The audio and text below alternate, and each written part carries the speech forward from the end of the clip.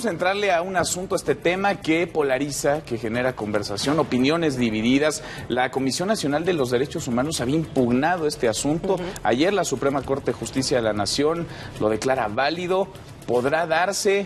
¿Cuáles son las implicaciones? ¿Bajo qué criterios? ¿En qué momentos? ¿En qué situaciones? Nos da mucho gusto recibir en el estudio a Diana Cristal González Obregón, abogada penalista, una de las redactoras del Código Nacional de Procedimientos Penales. ¿Cómo estás? Bienvenida, gracias por estar No, hombre, con nosotros. muchísimas gracias. Un honor poder estar y compartir con ustedes un tema tan importante. Es un tema que polariza, es un tema en donde hay dos opiniones, tiene la moneda dos caras. ¿Cuál sería tu postura y por qué respaldarías esa postura? Mira, yo agradecida con ustedes, felicitar por supuesto la validación desde mi punto de vista que hizo la Suprema Corte de Justicia. En su momento, ustedes saben, tuve la fortuna tanto en PGR como en el Senado de participar en cada una de las mesas como redactora y analista. Debe ser validada por 3 puntos muy importantes. Primero, desde el punto de vista de la función de la policía en el nuevo esquema de justicia penal. A diferencia del anterior, la policía no es un auxiliar del Ministerio Público. Antes el MP era parte y recababa para sí las pruebas y dotadas de fe pública, pues nadie podía cuestionarlas. Entonces ahí sí había en la práctica impunidad y había una discrecionalidad que se prestaba a muchas cosas. Ahora la policía es prueba y es quien recaba directamente los medios de prueba como eje auxiliar para el Ministerio Público. 2, esta inspección policial está ligada, de acuerdo al artículo 268, a la flagrancia. La flagrancia, recordemos que no es un delito, es una forma de detención. Caso concreto, hoy salió publicado el caso de una pareja que iba caminando en Polanco y entonces los asaltan y posteriormente interviene la policía. Imagínense que la policía no pudiera buscar a través de la flagrancia que implica un señalamiento y que se encuentren los objetos, este acto. Realmente la inspección policial se necesita. Ahora, yo les quisiera compartir, la ciudadanía tiene que tener confianza en que hay garantías, hay filtros. Uno de ellos es que la flagrancia per se no es un delito, es una forma de detención y que la policía cuando acude al MP, el MP tiene 2 obligaciones principalmente. La primera, de acuerdo al 140, es puede dejar en libertad. Si verifica que la flagrancia no se hizo ajustada a derecho o no implica cautela, lo deja libre y puede citarlo. Posteriormente, el artículo 149 habla de la legalidad. Esto es, si se hizo en violación de los derechos, la persona queda libre. Y algo bien importante que es indispensable que se diga aquí, la audiencia inicial refiere por primera vez en México el control de la detención, que es una audiencia oral, grabada en audio y video, donde un juez de control de legalidad verifica que ese objeto, como se recabó, es legal. Si no es legal, la persona se retira. Entonces, hay más filtros, hay más garantías, es un sistema de metodología de audiencias donde las pruebas, lo han dicho en datos que se han publicado, de 10 carpetas de investigación, en 9 se ha verificado la legal detención, de 10 carpetas de investigación, en 9 se ha verificado que se ha vinculado al proceso de la persona. Y entonces, es directamente el juez de control de legalidad que verifica que se hagan las cosas de manera legal y lícita. Son varias cosas aquí. La primera, el ciudadano como tal, porque esto Manuel lo comentaba hace un momento atrás de cámaras, y creo que ese es el punto clave. Cada investigación está sujeta al criterio de quien está encabezando esa investigación. A partir de estos criterios, lo hemos visto, muchas veces se han cometido errores, y errores muy graves, que han terminado categóricamente con los derechos humanos de un presunto imputado, un presunto implicado en alguna investigación. Al ciudadano, ¿qué nos protege? Porque tú nos dices, el ciudadano tiene que tener confianza, está protegido. ¿De qué manera? Si ya pueden entrar a mi casa sin la necesidad de una orden judicial. Bueno, importante verificar que esta inspección es a las personas en las ropas externas, siempre que sea una parte que se tenga que exponer íntima, siempre tiene que haber consentimiento de un juez. Y a sus posesiones tiene que haber un estricto control. ¿Por qué? Porque todos los medios de prueba que se obtengan siempre tienen que entrar, si avanza la investigación, a una judicialización.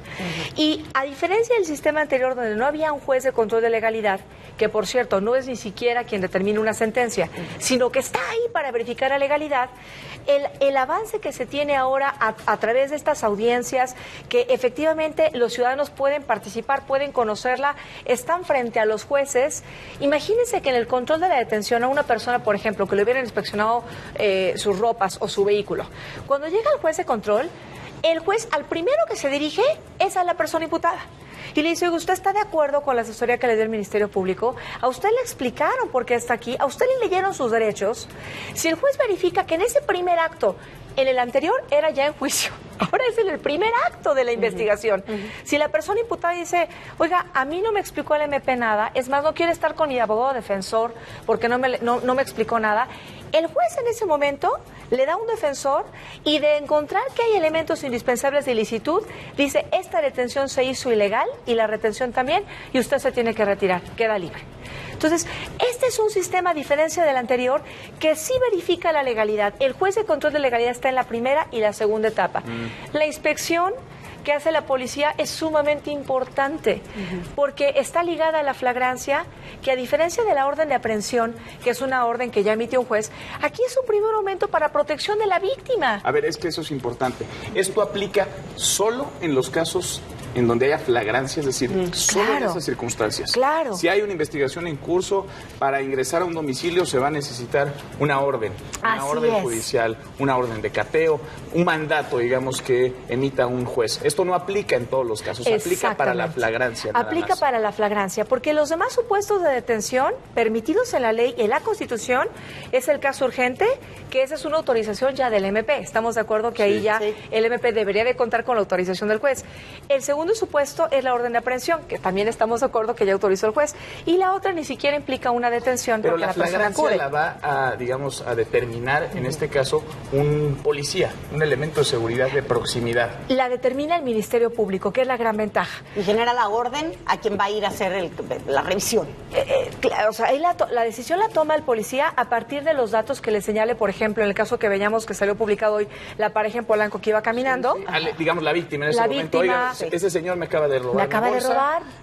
Y lo detiene en ese momento. Claro. Ahora, tenemos un pendiente que es la capacitación y la profesionalización de los cuerpos. Así es. Yo quiero felicitar, no solamente, sí lo digo de corazón como ciudadana, los esfuerzos que se han realizado en la Ciudad de México a nivel nacional, en Puebla, donde incluso pude apoyar como conferencista al señor gobernador, pero me queda claro que a nivel nacional debemos de intensificar al 500% los esfuerzos, porque efectivamente quiero compartirles algo muy importante. A diferencia de lo que erróneamente se dice que el Código Nacional y el sistema oral saca a los imputados y a los delincuentes, eso no es cierto. El Código Nacional, como en el caso de la discusión que se da, y felicito a la Corte, valida actos que apoyan los derechos de las víctimas. Hay medidas de protección, la víctima es parte, antes no era parte, hablaba a través del MP, la víctima acude con el juez, la policía es un eje central y se le da ese papel importante. Bueno, la policía es quien va a declarar en juicio oral. Y tú como imputado con tu defensor puedes cuestionar todo lo que se ve en la audiencia, incluso antes de la sentencia. Aquí el tema es que si se va a nivel constitucional, y nosotros ayer justamente entrábamos en el caso de Jalisco, por ejemplo. O sea, tenemos municipios completos tomados ya por el ejército, por la policía de la entidad, porque las policías municipales, que en este caso también entran a jugar, están todas o muchas, o hay municipios enteros, no solo bajo investigación, sino las separadas de sus cargos para profesionalizarse, y esto ya es constitucional, entonces sí nos vulnera de alguna manera. Yo creo que ahí, como está la ley, insisto, como está ligada a la flagrancia que la Constitución nos dice, cualquier persona puede detener a quien está cometiendo o acaba de cometer un delito. Nosotros podemos hacerlo, la policía debe hacerlo.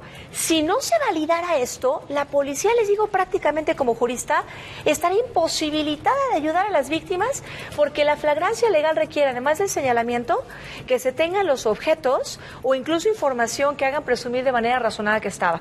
Eso sí es importante. Estamos entonces en un limbo, es decir, la policía podía, cualquier ciudadano podía, pero no estaba escrito, no estaba validado. Exactamente, o sea, esto está bien que esté dentro del código. Lo que sí creo que él menciona que es muy importante, y tú también, es la capacitación. A nivel nacional se han hecho esfuerzos, pero esto nos obliga a pensar que a nivel nacional es importantísimo que en la agenda de todas y de todos esté una triple capacitación intensa, no dirigida a abogados, dirigidas a operadores, la cadena de custodia que sea un primer elemento, que el informe policial homologado se simplifique porque es bastante complicado, y que de verdad, lo digo como jurista, como abogada que participó en el código, que se conozca. Cierro compartiéndoles algo muy importante. La policía tiene una cartilla, hablo a nivel nacional de México, donde vienen los derechos que se deben leer al momento de la detención. Fíjense que esa cartilla, como está ahorita, no está acorde al Código Nacional. Tenemos derechos, que es un artículo de una fracción que también se contiene, pero son muchas fracciones, y esos derechos que leímos del imputado, que redactamos en el código, que son unos cuantos al momento de la detención, no están contenidos en una cartilla, hablo a nivel nacional. Eso nos dice que hay un desfase entre lo que tiene legalmente el Código Nacional, que sí apoya a las víctimas, que está para apoyar a México en justicia, y lo que se está aplicando ahorita. Lo que urge es capacitación, socialización, y yo sí creo que la validación que hace la Corte, los felicito, es importante. La policía es el investigador por excelencia que ayuda al MP a que las víctimas no sufran de esta impunidad. Diana, pues sin duda vamos a seguir platicando del tema, se va a seguir debatiendo. Te agradecemos muchísimo que hayas podido venir a este espacio. Un honor, muy agradecida con ustedes el auditorio. Muchísimas gracias.